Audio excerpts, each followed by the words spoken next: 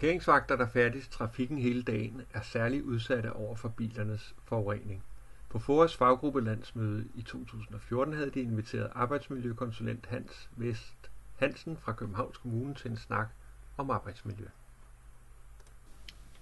Parkeringsvagterne, var det noget, de tog alvorligt med luftforureningen? Ja, det var det i høj grad, og det kan jeg også godt forstå.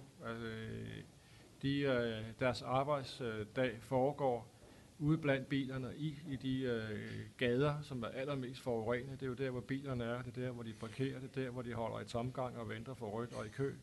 Så jeg kan sagtens forstå, at de har fokus på det. Og der er jo ikke i dag ret mange ting, man gør ved det her, så jeg kan godt forstå, at de nu hejser det her flag og siger, lad os nu få gang i noget her. Alligevel, jeg vil påstå, at det er et overset arbejdsmiljøproblem. Det er ikke et overset problem som sådan, når man googler luftforurening, så kan man se, at der er rigtig mange medier, der har beskæftiget sig med det gennem tiderne og navnet her i de senere år.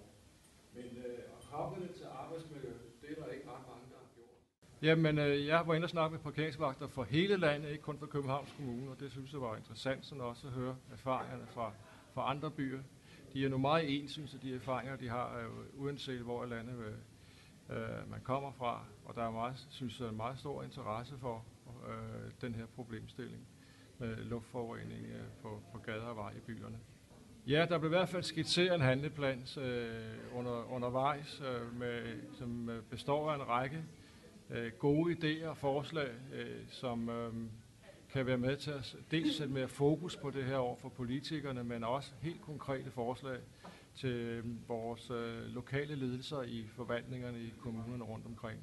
Altså emner, som man helt typisk vil kunne drøfte i medudvalg eller samarbejdsudvalg, hvis man har sådan noget. Jamen, jeg synes, at sådan noget som, at man får lavet en helbredsundersøgelse, får tilbud om helbredsundersøgelse for ansatte, som arbejder så meget på gader og stræder, som parkeringsvagter gør, vil være vigtigt for at få fokus på det her problem.